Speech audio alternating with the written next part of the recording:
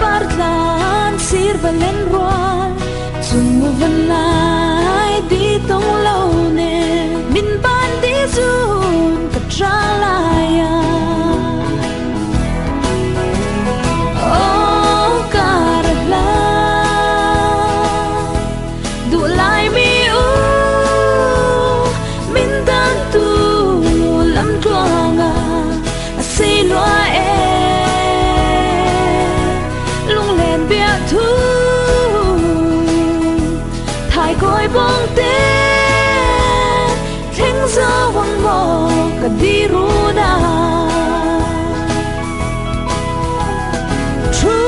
va in di lam tuang moi tu heng peleng le va khoai par la sia thing zar ve zai tin rem thiam un leu to rem thang con nu ne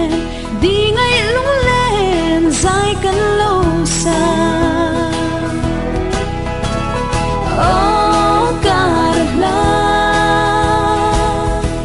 du lai mi u min dan tu lam ronga si loa e lung len bia thu thai coi bom te theng za vang mo ka di ru na kai cha len ko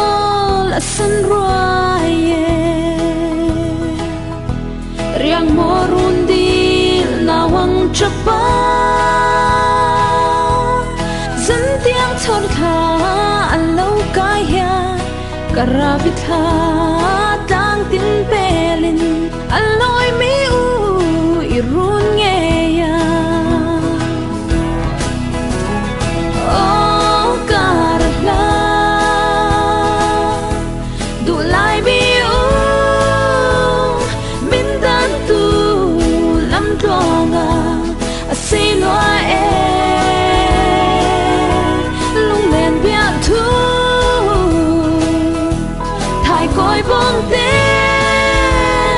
theng za vang mo ka di ru na zan khoat la ya run sang kain lai khum the ne ma ten ka be chang ril zan hu ka ching ne mo har zan tiang zai tin ka chia oi le nge aleng vong vong oh karla du lai mi u min dan tu lam tonga si loa e lung len bia thu thai coi bong te theng za vang